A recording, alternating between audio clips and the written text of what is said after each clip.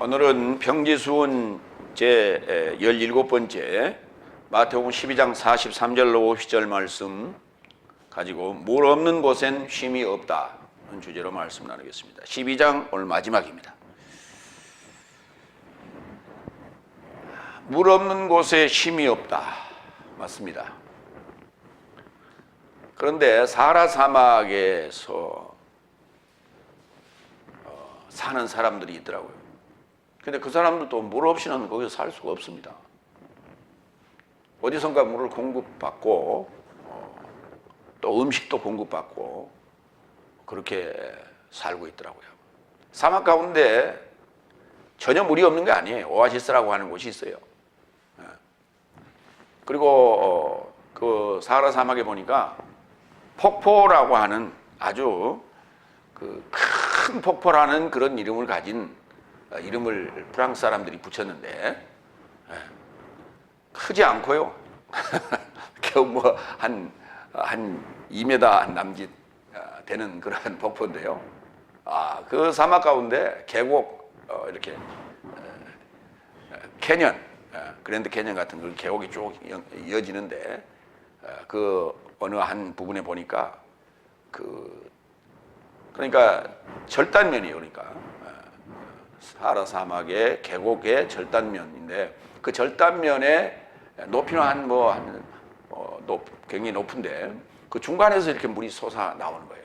그러니까 빗물이 스며들어서 어딘가 이렇게 모아서 그쪽으로 이렇게 오나 봐요. 이처럼 사하라 사막 가운데도 중간중간에 이렇게 오아시스가 있어서 생물들이 살 수 있는 그런 곳이 있더라. 물 없는 아예 사막에서는 사람이 살 수가 없어요. 그래서 물 없는 곳에는 쉼이 없다. 근데 오늘 지금 이제 여기 사람에게서 나간 이 더러운 영이 물 없는 곳으로 왜 찾아다녔을까? 쉼을 얻기 위해서. 이게 우리가 좀 생각해 봐야 된 대목이다. 첫 번째, 마태복음 12장 43절로 45절. 물 없는 장소 살면 쉼이 없다. 라는 내용하고 두 번째 대지에는 누가 내 모친이며 내 형제의 삶인가 라고 하는 전혀 다른 그 내용의 말씀이 이렇게 오늘 이어져 있는 것 같이 보입니다. 그러나 이 관계가 어떻게 이어지는지를 오늘 살펴보도록 합니다. 먼저 첫 번째 43절. 그래서 더러운 영이 사람으로부터 나갔을 동안에 쉼을 찾아 물 없는 장소 삶으로 인하여 가로지르나 발견하지 못한다. 그러니까 쉼을 발견하지 못했다. 그런 얘기예요. 그러면 이 더러운 영이 사람에게서 나갈 때, 사람으로부터 나갈 때, 지 스스로 나갔을까요? 아닙니다. 지 스스로 나가지 않습니다. 예수님께서 쫓아내 준 것이죠. 쫓아내 줬는데 그 후속 조치가 안 이루어지니까 처음보다 더 나빠진 상황이 왔다라는 얘기를 오늘 하시자는 거예요.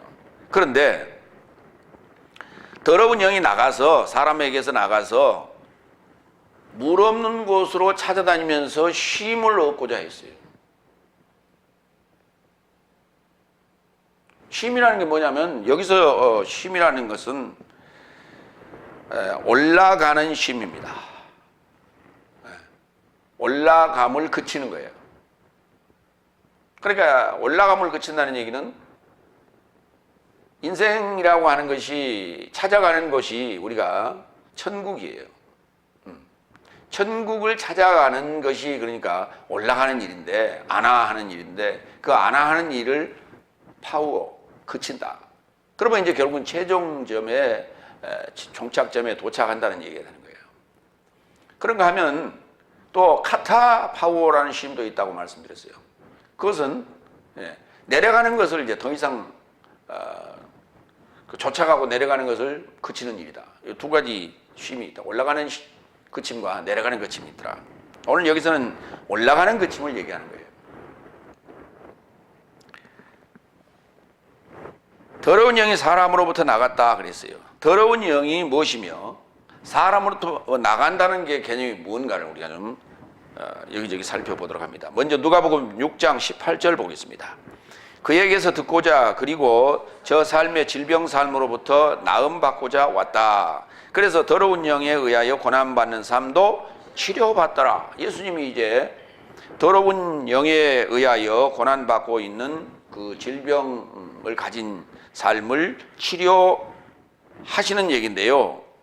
예, 그렇게 더러운 영을 내쫓아줬다는 거예요. 이게 치료의 행위다.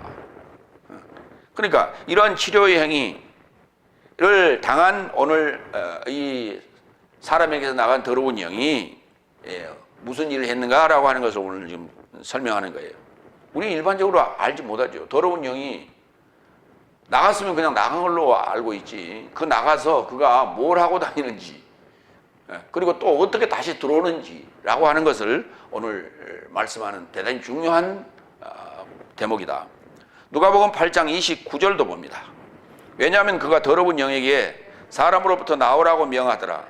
왜냐하면 많은 기간 저를 꽉 붙잡았기 때문에 저가 쇠사슬과 족쇄에 지켜지고 묶여 있더니 귀신에 의하여 묶인 삶을 끊고 광야에 이르고자 밀려나갔다. 이게 뭐 이제 우리가 일반적으로 얘기하는 뭐 이게 군대 귀신 뭐 이런 얘기를 하는데, 더러운 영이 나오는 것을 또 다른 말로는 귀신이라, 다이몬이라 이렇게 얘기했어요. 다이모니온이라는 중성 귀신이 있고 다이몬이라는 남성 귀신이 있습니다. 오늘 여기서는 다이몬이라는 남성 귀신이에요. 여성 귀신은 없어요. 그러니까 좀 생각을 해봐요. 귀신 나올 때마다 늘 얘기합니다만은 우리는 지구상에 두 종류의 사람이 삽니다. 남자와 여자. 그래서 사람들이 귀신을 만났다고 할 때는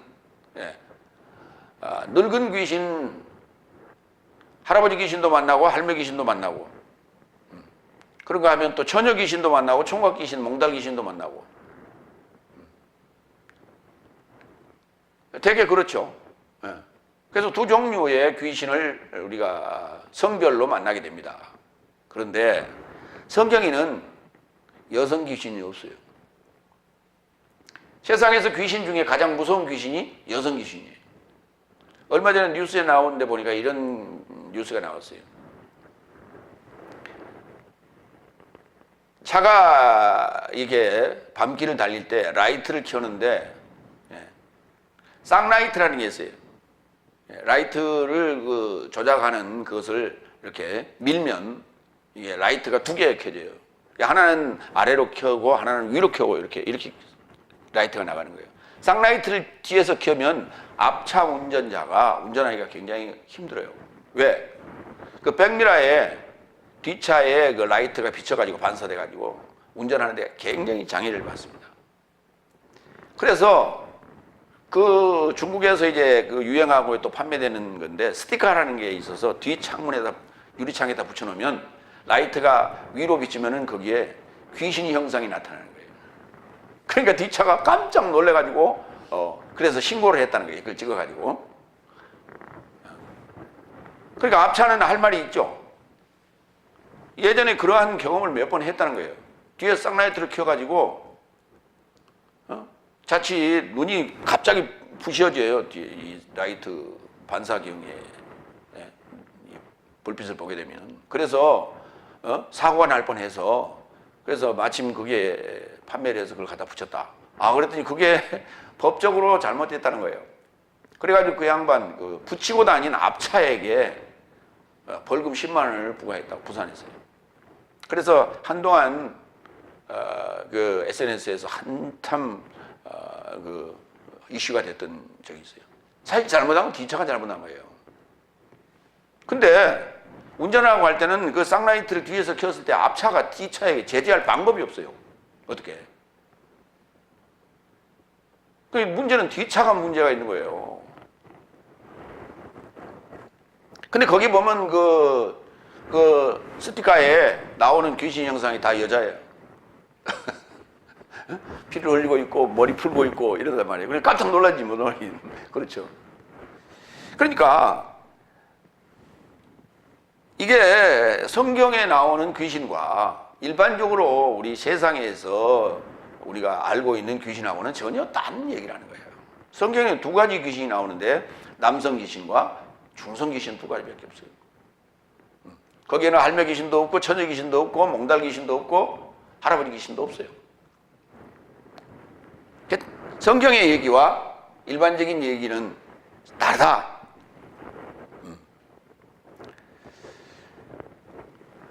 쉼을 찾아 물 없는 장소 삶으로 인하여 가로지르나 쉼을 발견하지 못한다.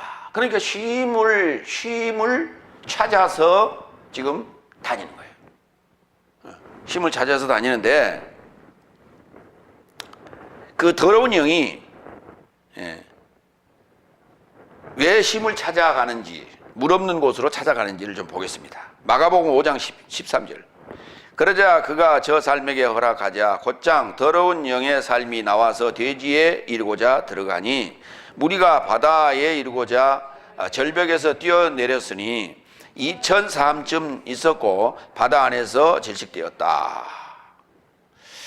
그러니까 여기에 지금 보면 그 더러운 영 삶이 사람에게서 나와서 사람에게서 나왔어요.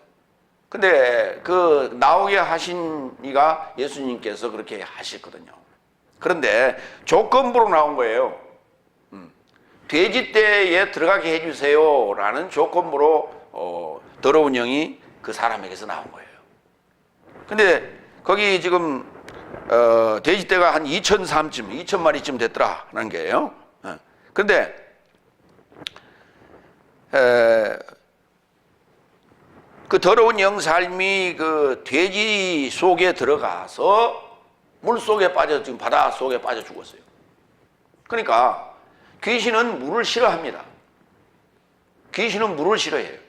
근데 우리는 물귀신 그렇게 얘기하죠. 물귀신 그렇게 얘기하는데 귀신이 물에 빠진 게 아니에요. 사람을 숙주로 해서 물에 빠지든지 아니면 오늘 여기 마태복음 마가복음 5장 13절에 보면 돼지를 숙주로 해서 지금 물에 빠졌지 직접 물에 빠지는 부분은 없어요. 귀신은 직접 빠질 수도 없고 영이기 때문에 더러운 영이기 때문에 영은 물에 빠질 수도 없어요. 그러나 물을 싫어해요. 그 물이 도대체 뭘까? 라고 하는 거예요. 베드로후서 2장 15절로 17절 봅니다. 물이 없다는 말은 아니드로스, 다 같이 아니드로스. 이게 물 없다는 얘기예요. 휘도르라는 단어가 이제 물이라는 단어인데 그 앞에 부정을 나타내는 알파가 붙은 거예요. 그래서 아니드로스. 베드로후서 2장 15절로 17절. 저 삶은 곧은 길을 버리고 미혹되어서 부올의 아들 발람의 길로 나선 삶이요 불의의 싹스를 사랑함으로 사사로운 범법의 책망을 붙잡았으니 말 못하는 나귀가 사람의 소리 안에서 토설하여 예언자의 미친 것을 금지하였다. 그러니까 발람이에요. 발락의 부탁을 받은 발람.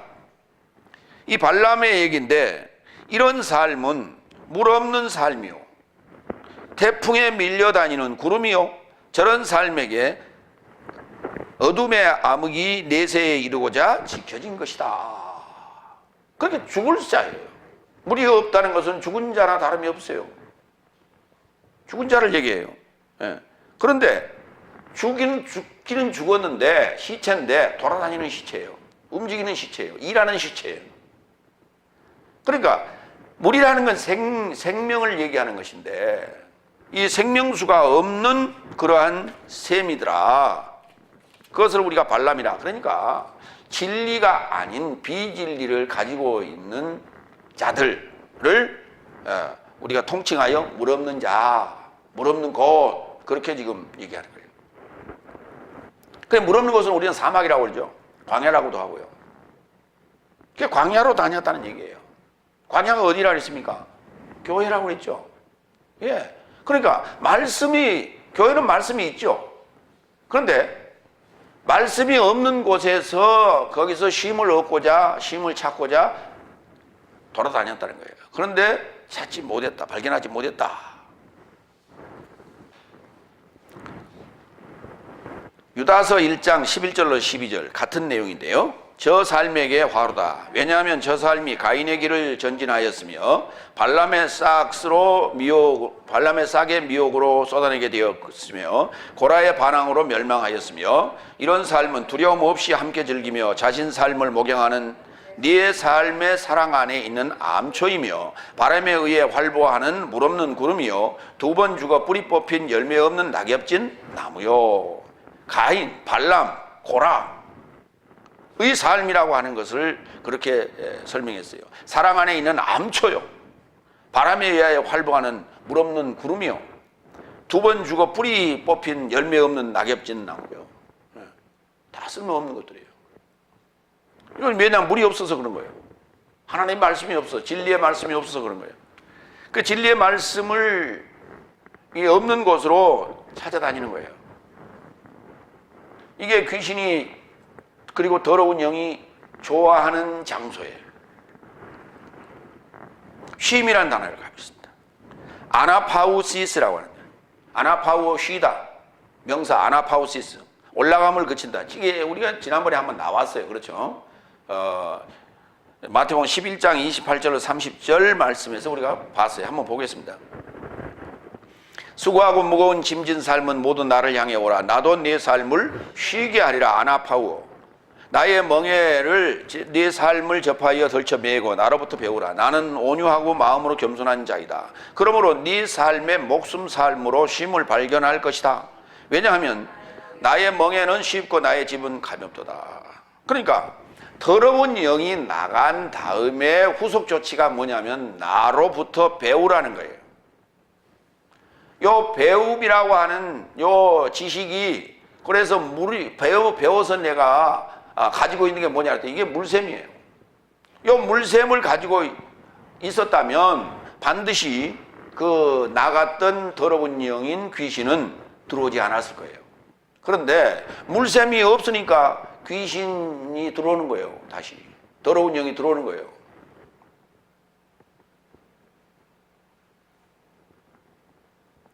그러니까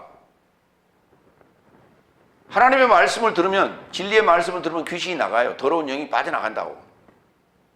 그러니까 여기 와서 지금 신앙생활하면 귀신인 더러운 영이 빠져나가요. 그런데 진리의 말씀을 배우지 않으면, 그래서 안에 채워서 그 물이 솟아나는 물샘을 보유하지 못하면 다시 귀신은 들어오게 돼 있어요. 그 상황이 될 때까지 기다려야 되고 인내해야 되고 우리가 부단히 공부해야 되고 연구해야 되는데, 그게 안 되면 이게 긴가민가 하거든. 그래서 떨어져 나가는 거예요. 그래서 올라감을 그치는 쉼이 있고 내려감을 그치는 쉼이 있다 그랬어요. 히브리서 4장 4절에 안식이라고 하는 개념은 내려감을 그치는 거예요. 오늘 마태복음 11장 29절, 28절, 30절 오늘 본문의 내용은 올라감을 그치는 아나파우시스, 요 쉼을 지금 찾고자 하는 거예요. 그러면 이 쉼을 찾고자 하는 자는 다섯째 날, 여섯째 날 지금 상황이에요. 내려감을 그치는 상황은 일곱째 날이에요. 계시록 14장 11절 봅니다. 저 삶의 고문의 연기가 현세 삶에 속한 내세 삶에 이르고자 올라간다. 그리고 짐승과 그의 형상에게 경배하는 삶과 누구든지 그의 이름을 표를 받으면 밤낮 쉼을 갖지 못한다. 밤낮 아나파우시스를 갖지 못한다.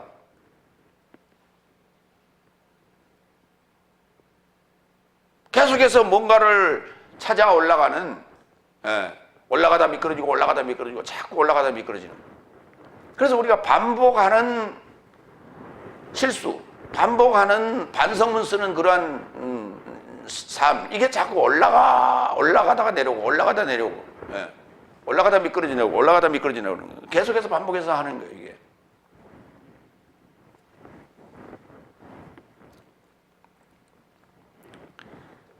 세상적으로 얘기하면은 용이 승천을 했으면 용인데 올라가지를 못하고 있으니까 올라가다 내려오고 올라가다 내려오니까 그게 이묵이에요. 구렁이 이묵이라고요. 이게 지금 이 상황이 그 상황이에요. 계시록 21장 6절. 그러면 쉴만한 곳은 어딘가라고 하는 거예요. 쉴만한 물가. 쉴만한 물가로 인도하시는 도다. 우리가 시편 23편 너무 좋아하는 구절 아닙니까? 쉴만한 물가로 인도하시는 도다. 계시록 21장 6절. 그리고 내게 언급하셨다. 나는 알파와 오메가 시작과 완성이 되었다. 나는 목마른 자에게 생명의 물 샘에서 값없이 줄 것이다. 오늘 일곱째 날에 우리가 도달하게 되면은 바로 이 올라가는 쉼이 끝이여 그 쉼을 만나게 됩니다. 발견하게 되는 거예요. 올라감을 더 이상 올라갈 일이 없다. 그래서 정상에 올라가기 때문에. 그래서 생명의 물샘을 소유하게 되는 거예요. 이 생명의 물샘을 소유한 자에게는 귀신이 물을 싫어하기 때문에, 더러운 영이 물을 싫어하기 때문에 절대 거기는 머물지 않습니다. 들어오지 않습니다. 물이 있어야 돼요. 진리의 생명의 물샘이 돼야 돼요.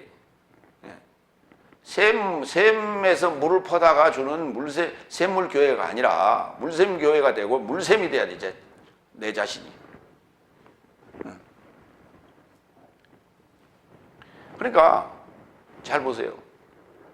땅에서 나는 이 물이 자기 스스로 땅 속에 있는 물이 올라오는 것이 아니라 하늘에서 내리는 빗물이 고여서 거기서 이렇게 흘러서 모여서 거기서 솟아오르는 거예요. 본래부터 비가 내리지 않았다면은 물이 솟아날 이유가 절대 없는 겁니다. 그러니까 내 안에 진리의 이 말씀이 쏟아져 나오려면 듣지 않으면은 나올 수가 없어요. 그래서 믿음은 들으면서 난다고 그랬어요. 그래서 부단히 듣고 부단히 생각하고 부단히 연구하고 또 계속해서 토해내보고 그래서 다시 반복하는 이 되새김이 있어야 나오는 겁니다. 어느 날 갑자기 하나님께서 성령을 확 부어줘가지고 없던 말 배우지도 않은 게 막 안에서 튀어나오는 그 귀신이 하는 짓이에요.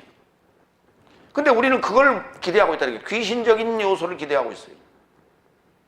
왜? 답답하니까. 왜? 빨리 안 되니까. 그래서 기도하라는 거예요. 그래서 기도가 필요한 거예요. 내 능력으로 안 돼요. 그렇기 때문에 답답한 거예요. 그래서 기도해야 되는 거예요. 그래서 기회가 될 때마다 우리는 입술을 열어서 복음을 증언하는 이러한 훈련의 과정이 필요한 거예요. 세상에는 보면 어찌 저런 재주를 가졌는가. 참 남다른 재주를 가진 사람도 있어요. 그런데 태어날 때부터 그 사람이 그런 재주를 가진 게 아니에요. 어렸을 때부터 그걸 연습한 거예요. 아주 어렸을 때부터 연습하면 일찍이 몸에 배어가지고 그게 나이가 먹어도 결코 그거는 없어지지 않는 그러한 기술이 되는 거예요. 부단히 어렸을 때부터 연습하는 거예요. 근데 우리가 시기를 놓쳤다면 그 어렸을 때부터 하던 사람의 배 이상의 수고와 노력이 필요하다. 그래야만이 숙달이 되는 거예요. 근데 그거를 연습을 안 하고 한번 생각해봐요. 우리가 악기를 다룬다고 생각을 한번 해봐요. 기타를 한번 생각을 해보세요. 이게 손이 치는 거야. 지가 알아서 치겠지. 근데 문제는 코드 잡는 거예요. 이게 빨리빨리 잡아지냐고 이게. 어렸을 때는 어린애들은 금방 해요. 이걸 숙달이 돼요. 이게. 근데 나이 먹은 사람은 이게 안 되는 거야. 이게. 모든 악기 마찬가지예요.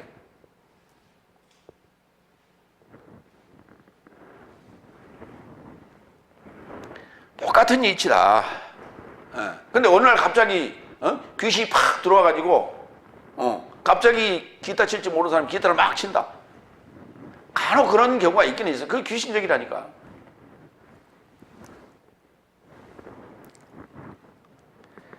두 번째로 갑니다. 44절. 그때 그가 말한다. 예수님께서 말한다. 귀신이 말하는 거죠. 내 집에 이르고자 내가 나왔던 곳에서 되돌이킬 것이다. 그리고 가서 청소되었고 수리되어진 집을 발견하고 여가를 즐긴다. 돌아다니다가 여러분도 밖에 돌아다니다가 집에 들어오면 얼마나 피곤해요. 그렇죠? 그러니까 다리 쭉 뻗고 쉬지 않습니까? 이런 모습이에요. 그런데 그 집이 청소되고 수리되어졌더라는 거예요. 그냥 방치된 집이 아니에요. 예수님께서 귀신을, 더러운 영을 쫓아내 줬는데 그 집이 어느 정도 수리되고 청소되고 꾸며진 집이었다는 거예요. 그러니까 누군가를 지금 받아들이기 위한 준비는 돼 있었어요. 그런데 주님이 들어가야 되는데, 진리의 물샘이 그 안에 자리를 잡아야 되는데 그렇지 못하니까 귀신이 다시 들어온 거예요. 그러니까 반드시, 이 말은 돌이켜 얘기하면, 오늘 여기 이곳에 오면 귀신은 나간다. 그러나 그 귀신이, 나갔던 귀신이 다시 찾아온다 라는 사실을 우리가 알아야 돼요. 오늘 이 구절은 굉장히 우리에게 중요한 구절이에요. 다시 찾아오는데 어떤 이는 다시 찾아온 귀신이 들어가기도 하고 어떤 이는 들어오지 못하기도 하고 그러더라는 거예요. 근데 오늘 여기 예수님께서 말씀하시는 요 사람은 들어올 수 있는 상황을 만들어 놓고 있더라. 근데 청소도 안 하고 그냥 방치되었던 집이 아니라니까. 누군가 청소해 놨다니까요.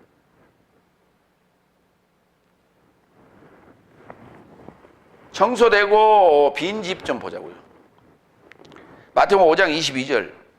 그의 형제에게 헛되이 분노하는 자도 모두 심판에게 붙잡히게 될 것이라는 것을 나는 네 삶에게 말한다. 그런데 저가 그 형제에게 깡통이라 언급하면 공회에 붙잡히게 될 것이요, 또한 저가 그 형제에게 미련한 자라 언급한다면 불의 지옥에 이르고자 붙잡히게 될 것이다.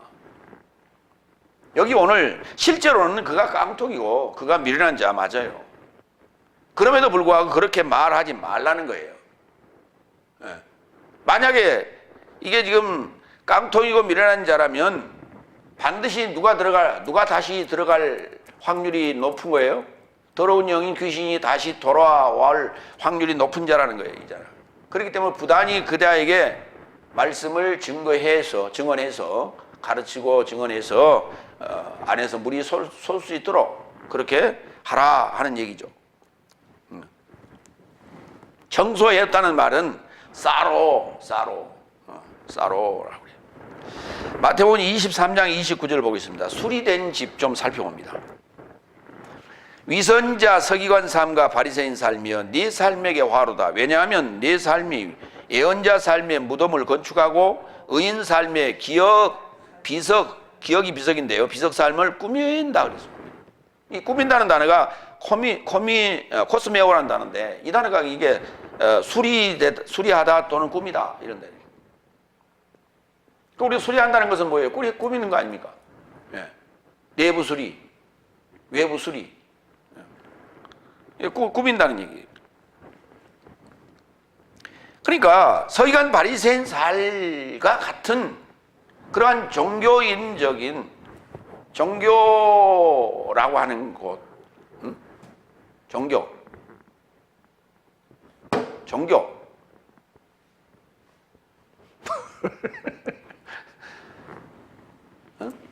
어때요? 종교 시설들 가서 보면 어때요? 많이 치장을 해놨죠. 외부에도 금으로 발라놓고 장식도 멋지게 해놓고, 내부에 들어가면 어때요? 울긋불긋 주렁주렁 뭐 달아놓고, 이게 이런 모습, 그것을 종교 시설에 해놨다는 말 자체는 결국은 그게 뭐예요? 자기 마음 안에 있는 거예요. 자기 마음을 그렇게 꾸미고 싶은 거예요, 사실은. 그러니까 그렇게 꾸미고 싶다라는 얘기는 결국 무슨 말이에요? 외형적인 보이는 어떤 것들로 꾸미고 싶다라는 것은 결국은 이게 하나님을 모셔드리기보다는 귀신이 좋아하는 것들이에요. 귀신이 좋아하는 것들. 그러니까 우리가 무당집에 한번 보세요. 울긋불긋 주렁주렁 뭐 달아놓고 막 사진도 붙여놓고 막 그래요. 성당에도 그래요. 성당에도. 교회도 요즘 보니까 뭐 십자가에다가 거기다가 천을 이렇게 걸쳐 놓기도 하고 그게 M자래요. M자. 그 다음에 옷도 그냥 치장을 하고 벽에다 뭘 주렁주렁 달아놓고 여기다 뭐 촛대도 갖다 놓고 이게 다 귀신적인 거예요. 그게. 우리가 말씀을 증거하는 데 있어서 기본적인 것만 있으면 돼요. 눈을 산란하게 할 필요가 없어요. 다 귀신적인 것들이에요. 그게. 강대상 있고 마이크 있고 양쪽에 뭐 이렇게 화분 하나씩 갖다 놓으면 된 거예요. 그 외에 여러 가지 뭘 갖다 놓는다는 건 이건 다 귀신적인 거예요. 왜? 이게 우리 여기 모이는 성도들에게 필요한 에어컨, 히터, 그 다음에 저기 찬송가 나오는 TV, 그 앰프, 뭐 이런 거 외에 더 이상 갖다 놓을 필요가 없어요. 그런 데 관심을 우리가 많이 가진다. 귀신적이에요. 그래서 우리는 그들을 일컬어 위선자라 이렇게 말하는 거예요. 누가복음 21장 5절로 6절로 봅니다.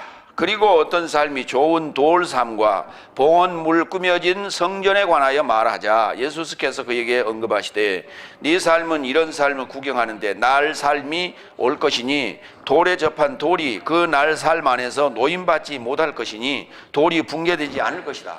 돌 붕괴되지 않는다고 그랬어요. 네. 그런데 봉헌물, 좋은 돌과 봉헌물로 꾸며진 성전에 관하여 예수님에게 보여줬다 이 말이에요. 그러니까 얼른 우리가 생각하면 우리 개혁 성경에 그렇게 번역되어 있죠. 이 성전이 무너진다 그렇게 되어 있잖아요.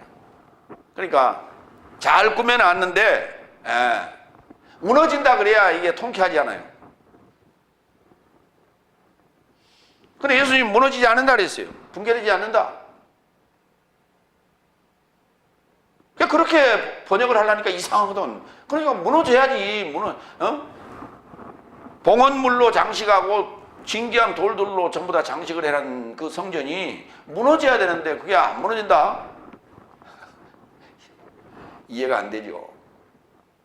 그래서 무너진다고 번역해버린 거예요. 또 공교롭게도 그것이 AD 70년에 무너졌어요. 네, AD 70년에 무너지고 이스라엘 백성이 디아스포라가 되어버렸는데 그곳에 마호메트가 지금 황금 돔을 만들어 놨잖아요. 그래서 지금 그 예루살렘 성전에 가운데 황금 돔이 지금 있는데 거기를 왜 만들어 놨냐면 그게 아브라함의 후손인 자기들도 아브라함의 후손이기 때문에 거기다 그걸 만들어 놓은 게 아니고요. 마호메트가 거기서 부활을 했대요. 사우디아라비아에서 난 그 마호메트가 메카에서 난 그 마호메트가 거기 와서 부활을 했대요. 그래서 거기다가 그 지금 이슬람 성전을 만들어 놓은 거예요. 거기다. 그래서 거기는 지금 저 이스라엘 땅 가운데 있는데 이스라엘 땅 가운데 있지만 거기는 유대교가 못 들어가요. 유대교가 못 들어가고 남아있는 옛날 솔로몬 헤롯 성전 그 성벽 서쪽 벽 그것만 지금 남아있는 거예요. 지금. 그래서 거기 가서 기도하는 거예요. 통곡의 벽이라 해가지고. 근데 이제 거기 보면 그 바위 틈새에다가 기도문을 작성해갖고 그런데 전부 다 꽂아놓는 거예요. 그러니까 직접 오지 못한 사람들 기도문도 이렇게 수집을 해가지고 모아가지고 거기 오는 관광객들 중에 그 관광객들 모아가지고 와서 거기다 꽂아놓는데 그러면 그거를 며칠에 한 번씩 수거를 하는데 그걸 수거를 해다가 버리는 게 아니라 태워버리는 게 아니고 갖다가 어디다 모아놓는데 모아놓는 장소가 있대. 그러면 이제 그러니까 그게 귀신적이요. 예. 그런 행위 자체가. 그러면 이제 기도가 상달되고 기도가 받아들여지는 어떤 응답되는 그걸 기대하면서 그게 다 기도라는 게 먹여서 다 그게 간구지. 인간적인 요소들이지. 희망 요소들이지.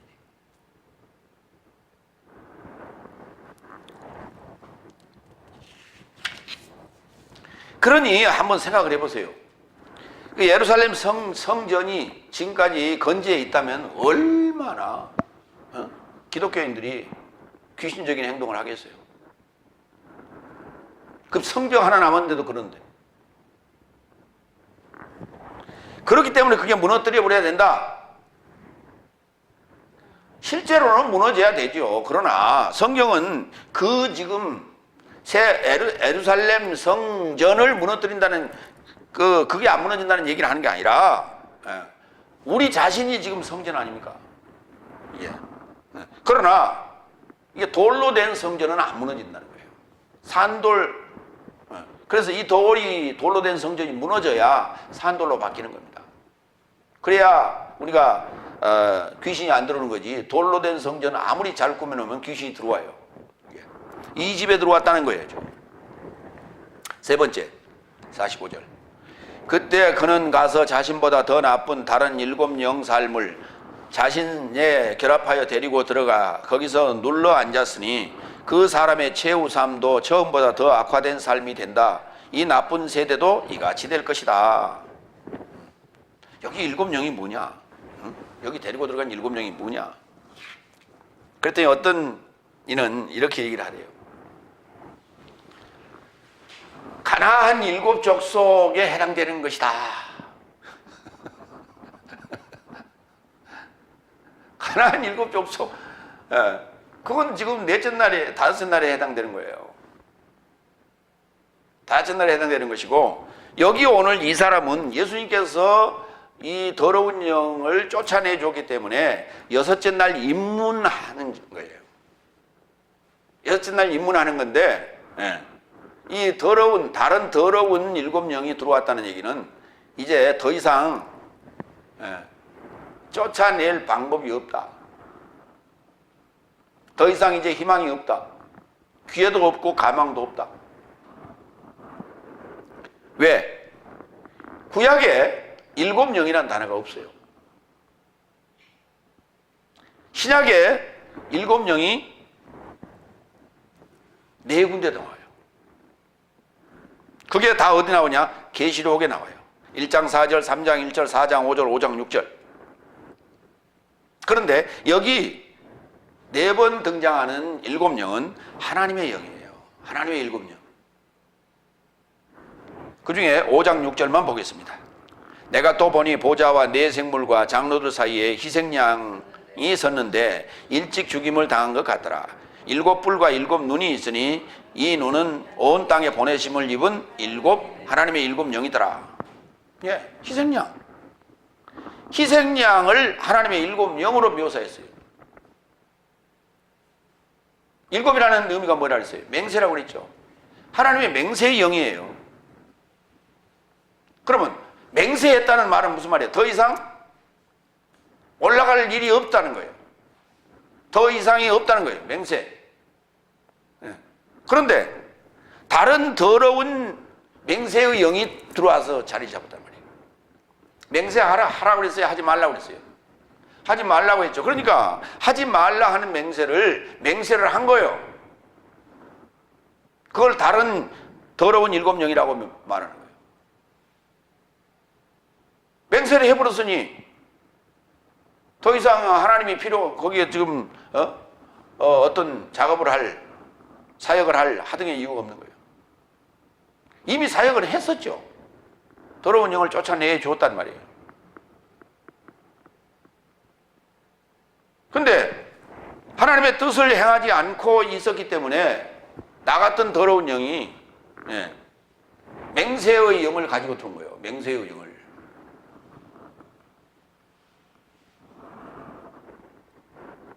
그러니까 하나님으로 맹세했으면 상관없는데 다른 것으로 맹세했다는 거예요. 다른 것으로, 하나님이 아닌 다른 것으로 맹세한 영을 일곱 영이라고 하는 거예요. 고린도 후서 11장 13절. 그러면 다른 맹세의 영이 잡고 있는, 들어와 있는 자들이 누구냐? 고린도 후서 11장 13절 14절.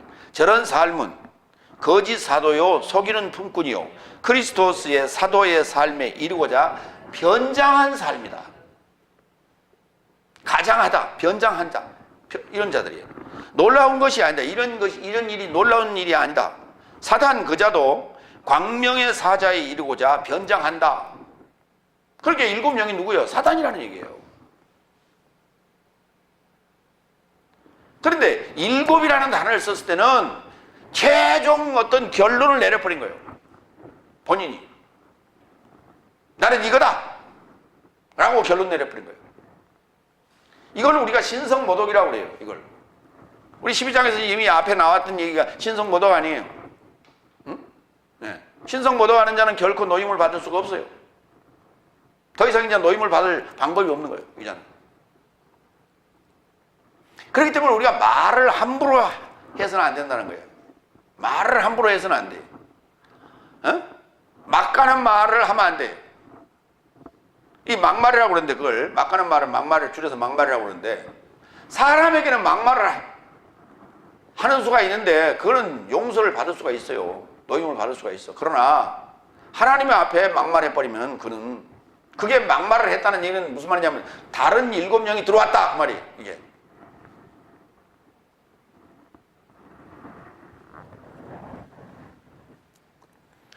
그러니까 사탄이 광명의 사자로 변장했다는 것은 본인이 지금 알고 있는 거예요.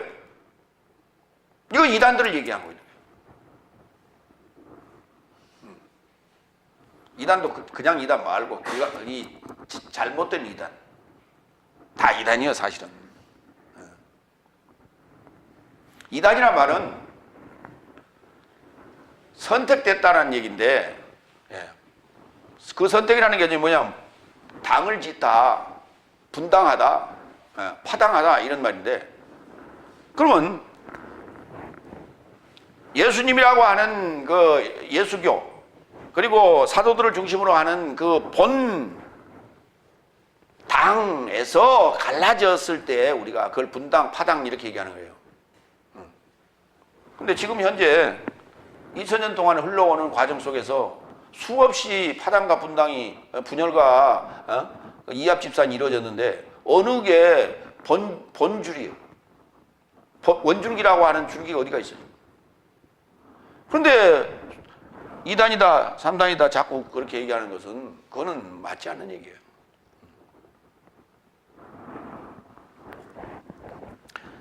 두 번째 대지입니다.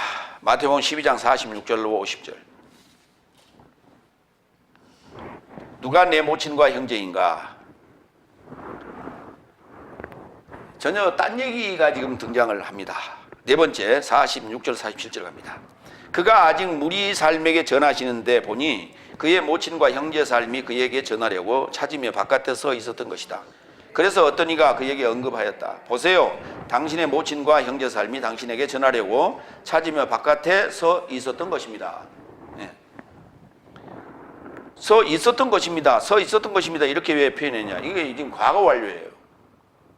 과거 완료라 이렇게 표현한 거예요.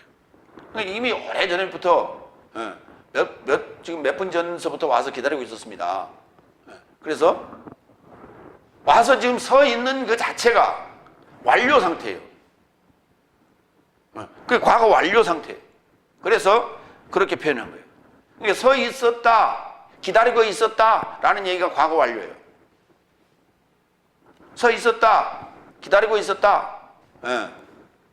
예수님이 오시기를 무리가 해변가에서 서서 기다리고 있었다. 과거 완료예요. 이렇게 써요.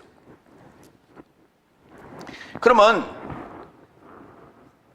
여기 4절에, 46절에 그가 아직 무리 삶에게 전하시는데 이렇게 써놨어요. 거기가 어딜까요? 지금 예수님이 어디서 전하시고 계시는 거예요? 무리에게. 응? 여러분 대답해봐요. 응? 어디서 지금 전하고 계세요? 9절에 나옵니다. 12장 9절에.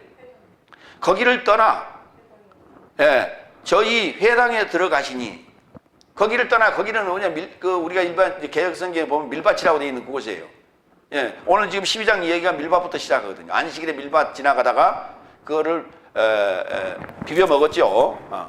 이 사건으로부터 이제 시작이 되는 거예요. 그래서 이제 회당에 들어가서부터 9절부터 지금 9절부터 좀 계속 회당 안에서 이야기예요. 그러니까 이 가버나움 회당이거든요. 그래서 이제 예수님 하도 집에 안 오니까, 그리고 이 들리는 이야기에 보니까, 불안하기 짝이 없거든. 이게 뭔 일이 일어날 것 같아. 그래서, 어머니 혼자 오는 게 아니라, 남동생들, 여동생들 다 데려온 거예요. 그래서 밖에서 지금 기다리고 있는 거예요. 근데 안에서 계속 지금 예수님께서 말씀을 전하시고 계시니까 들어오지 못하고 밖에서 기다리고 있는 거예요. 근데 그걸 누가 보고 예수님께 지금 전달했다는 얘기입니다. 자, 마태복음 13장 55절에서 56절에 그러니까 12장과 13장이 연결되죠. 연결되는데 거기 55절에 56절에 이 얘기가 또 나와요. 이게 뭐냐면 이 13장 거의 끝 막바지인데 이자는 장인의 아들이 아니냐. 목수가 아니고 뭐라고요? 장인 정신할 때 그 장인. 그의 모친은 마리아, 그의 형제 삶은 야고보와 요세스와 시몬과 유다라 일컫는 바가 아니더냐. 그리고 그의 자매 삶은 모두 내 삶을 향해 있지 않느냐. 그런즉 이자의 이런 모든 삶이 어디로부터인가? 이렇게 예수님의 그 말씀과 능력에 대하여 유대인들이 지금 이 하늘에서 뚝 떨어진 사람도 아닌데 우리가 알고 있지 않냐? 그 형제가 누구예요? 야고보, 요세스, 시몬, 유다. 그러니까 마리아가 몇 형제를 낳았다는 얘기예요? 몇 남? 5남. 그렇죠. 그러니까 이게 사 형제라고 그랬는데 예수님 빼고 4형제예요. 그러니까 남자 5, 그 다음에 여자는 몇 명일까요? 없어요. 근데 복수로 썼어요. 그렇기 때문에 2 이상이에요. 그래서 최소한 5남 2녀예요. 그렇죠? 그럼 몇 명? 7형제예요. 많이 더 넣으셨네. 왜 5남 2녀라고 생각을 하느냐? 7남매죠. 우리 집이 꼭 7남매거든요.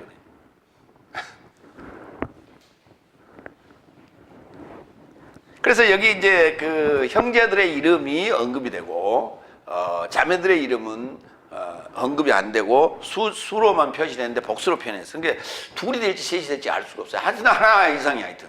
그래서 5남 2녀나 5남 3녀 좀 되지 않았을까 생각이 듭니다. 5번째, 49절.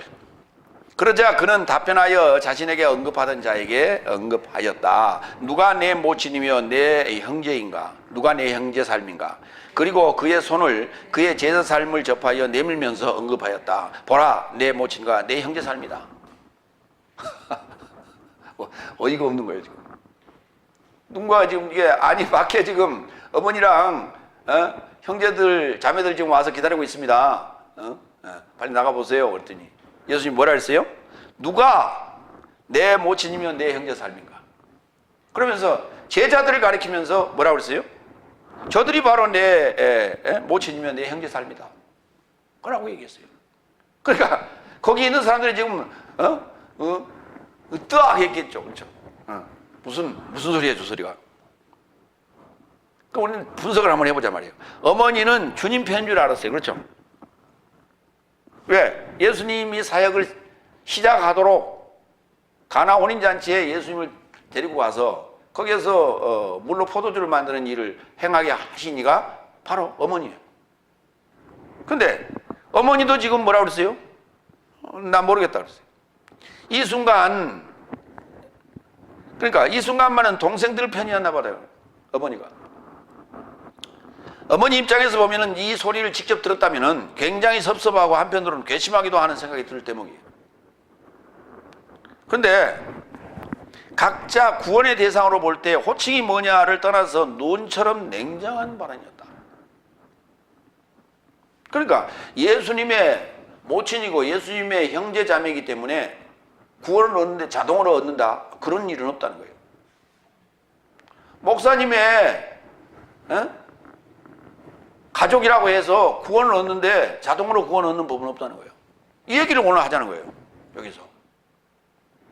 그러면 율법의 5계명인 부모를 공경하라 그랬는데, 아니 부모를 갖다가 그렇게 얘기를 한다는 것은 이건 불효 아니냐?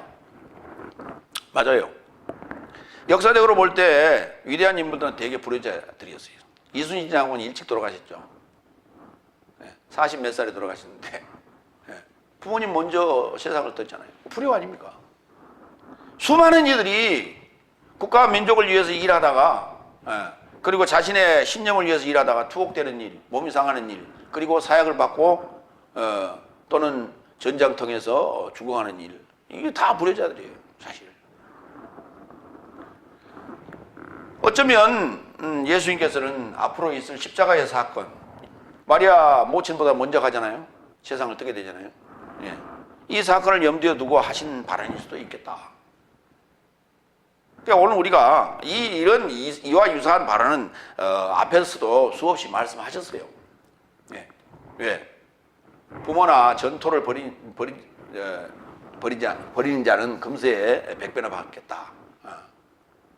뭐 이런 얘기 말씀, 여러 가지 가족애에 대한 그 정을 끊어라.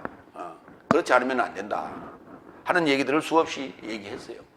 그러니까 그 말은 바꿔서 얘기하면, 보이는 세상에서의 이 혈연 관계는, 그거는 나라는 요 목숨이 존재하는데 필요한 과정이었을 뿐이다. 그 혈연 때문에 내가 구원을 얻는데 그 혈연들이 쉽게 구원을 얻는 그런 특혜는 없다, 이런 얘기를 하자는 거예요. 여섯 번째, 50절. 왜냐하면 누구든지 하늘 사흘 안에 계신 내 아버지의 뜻을 행한다면 그가 내 형제며 내 자매고 모친이다. 예수님께 설명도 했어요. 내 아버지의 뜻을 행한다면, 하늘에 계신 내 아버지의 뜻을 행한다면.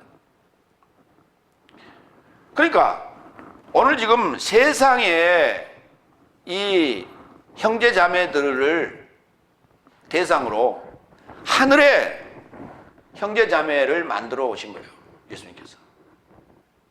그러면 하늘 아버지의 뜻대로 행하는 자라야 하늘 형제 삶이 되겠죠. 그렇게 혈연적인 관계라 하더라도 하늘에 계신 아버지의 뜻에 반한다면 그는 내 형제가 아니다, 내 자매도 아니다, 내 어머니도 아니다 하는 얘기를 하고 있는 거예요. 보겠습니다. 아버지, 파테르. 마태복음 23장 9절. 그리고 땅에 접하여 있는 내 삶의 아버지를 초청해서는 안 된다. 왜냐하면 내 삶의 아버지는 하늘 살 안에 계신 한 분이기 때문이다. 이제 우리가 예수 믿고 깨달은 것은 하늘 아버지가 있다는 사실을 알게 된 거예요.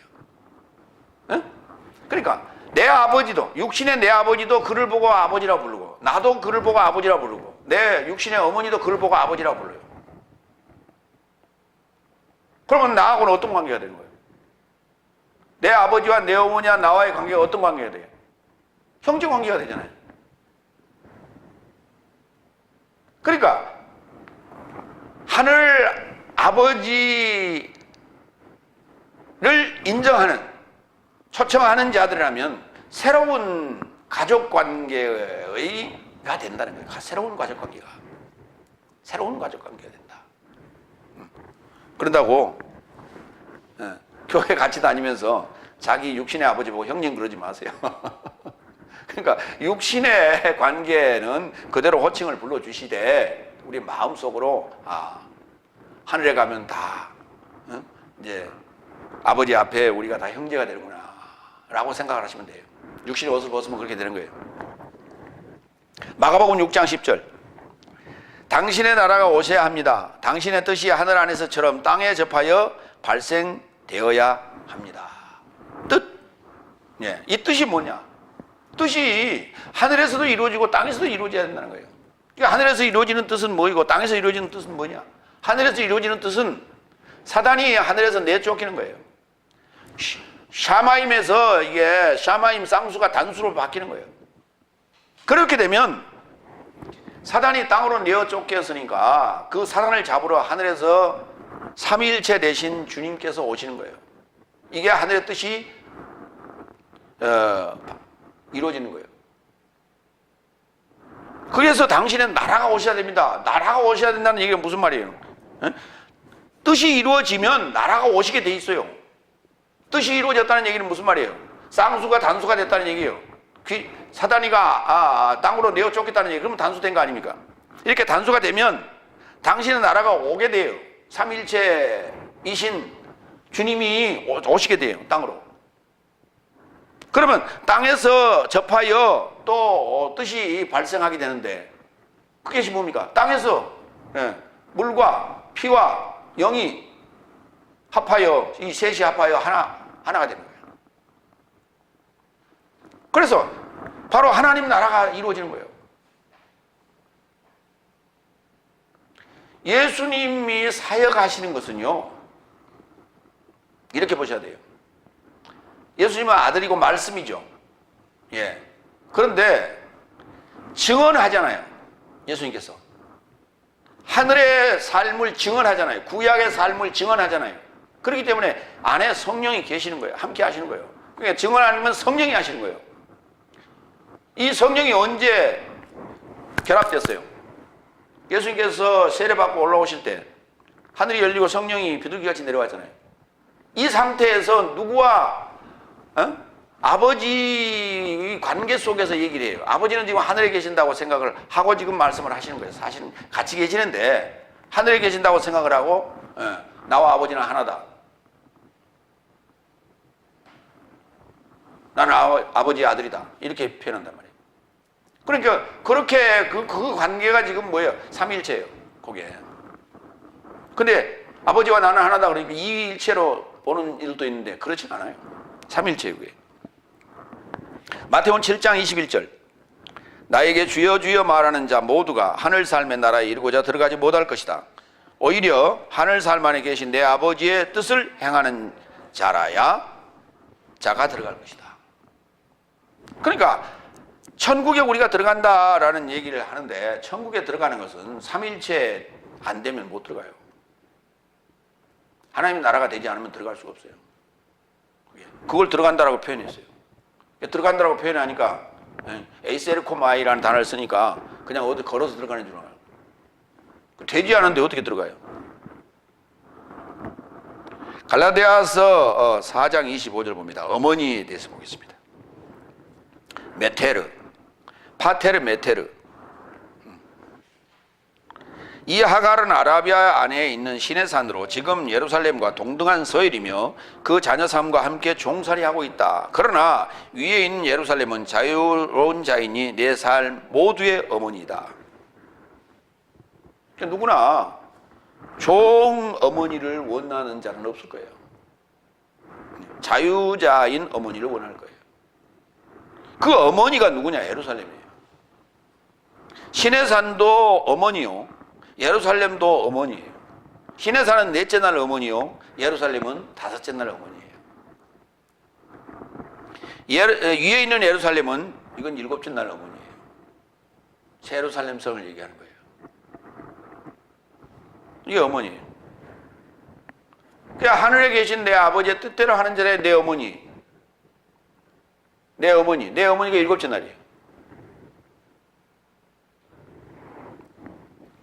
에베소 5장 30절로 32절 내 삶은 그의 살과 뼈에서 나온 그의 몸에 지체된 삶이다. 이것 대신에 사람은 그의 부모를 남겨두고 그의 아내를 향하여 합치게 될 것이니 둘의 삶이 한 육체에 이르게 될 것이다. 이 비밀이 크도다. 그래서 나는 그리스도스와 교회에 이르고자 말한다. 그러니까 반드시 우리는 아버지와 어머니를 남겨두고 아내와 결합되는 사건이 있게 된다는 거예요. 그 아버지와 결합되는 사건이 있는데 그러면 나는 그러면 남자냐? 여러분은 그러면 남자예요, 여자예요? 여러분도 그러면 남자예요, 그때?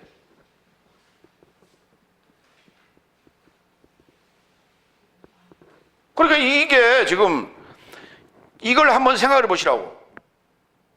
지금 이게 지금 창세기에 나오는 얘기 아닙니까? 창세기에 나오는 얘기죠.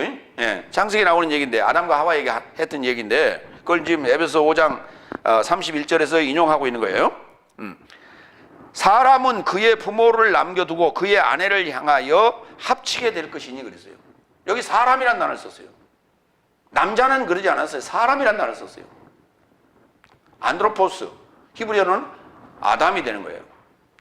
자, 첫 아담은 그의 아버지와 어머니를 남겨두고 그의 아내를 향하여 합치게 된다. 언제? 다섯째 날에서 여섯째 날 넘어가는 얘기예요. 그러니까 여러분도 사람이잖아요. 어? 여기 여성분들도 사람, 남성분도 사람, 다 사람이에요. 사람은 누구와 합쳐야 된다고요? 아내와 합쳐야 돼요. 그게 뭐냐면 교회래요. 그게 그리스도스와 교회래요. 그리스도스와 교회래요. 내가 교회가 되는 거고, 내가 그리스도스가 돼야 되죠. 그렇죠? 내 안에 나의 주인이 그리스도스가 돼야 되고, 내가 교회가 돼야 되고. 그러니까 내 안에서 이루어지는 얘기를 하고 있는 거지. 이게 밖에서 이루어지는 얘기를 하고 있는 게 아니라니까. 밖에서 남성과 여성을 지칭하거나 밖에서 목사와 성도를 지칭하는 얘기도 아니라니까.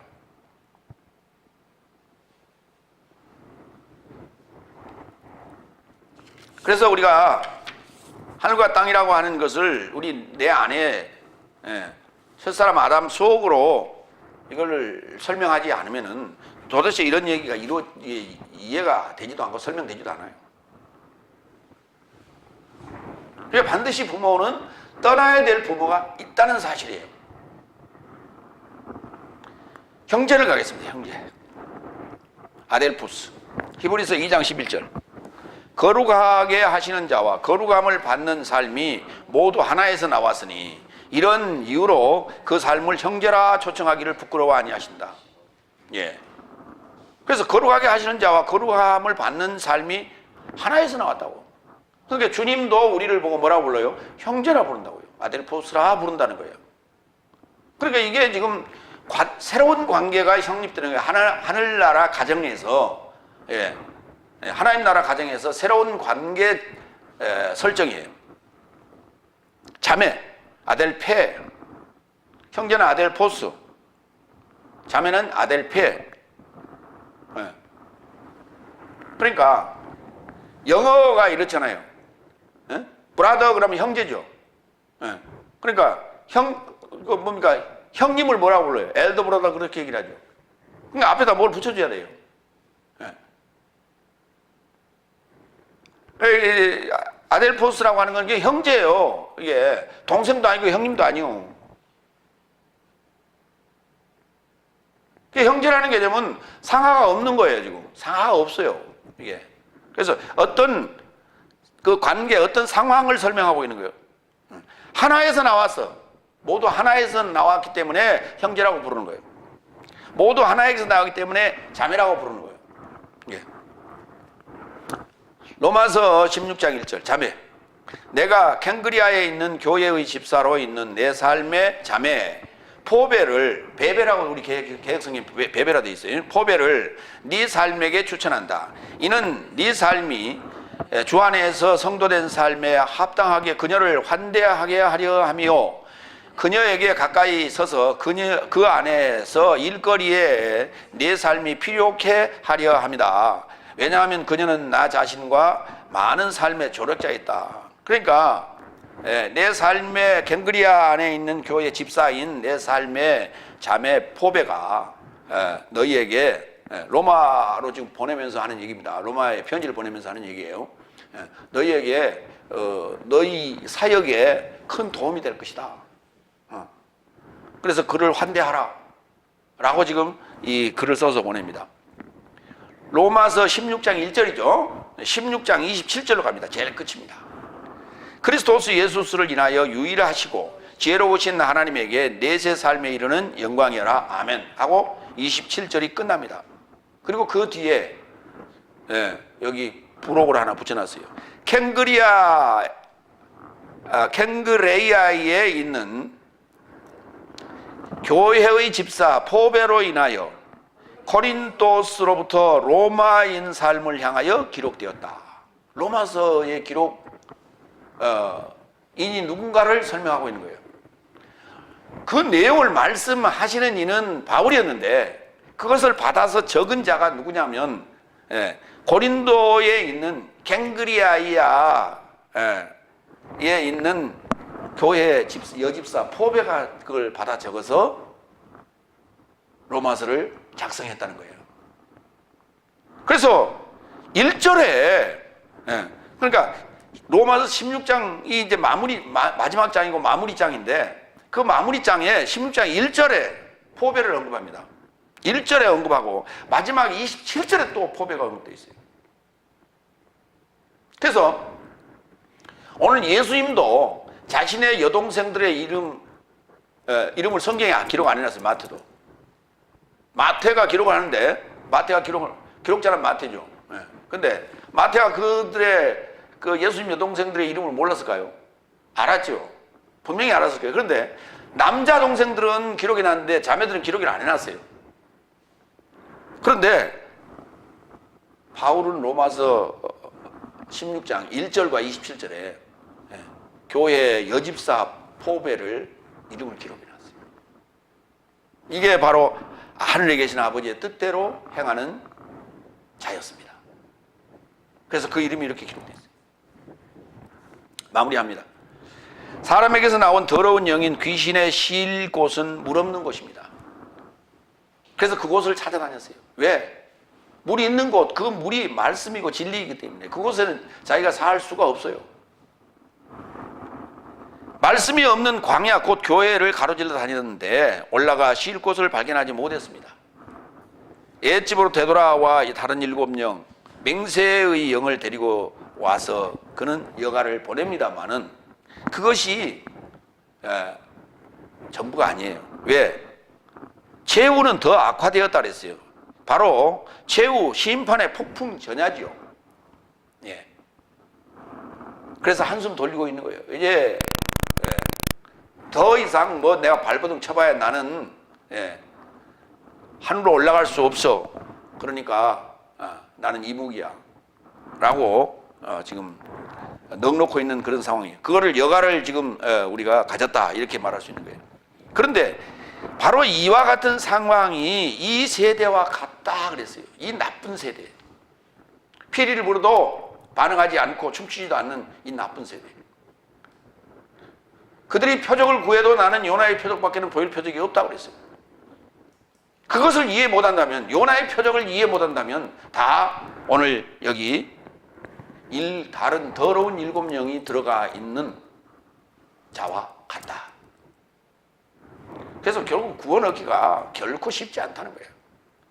깨달음을 얻어야 된다. 같이 말씀을 들어도 깨달음을 얻고 그것을 다시 토해낼 수 있는 그 물셈이 안 되면은 구원 없다. 그런 얘기예요. 이 나쁜 세대에 속하지 않아야 내 모친과 내 형제여 내 자매가 되는 것이다. 오늘 여기 포베처럼 되시기를 축원합니다. 기도하겠습니다.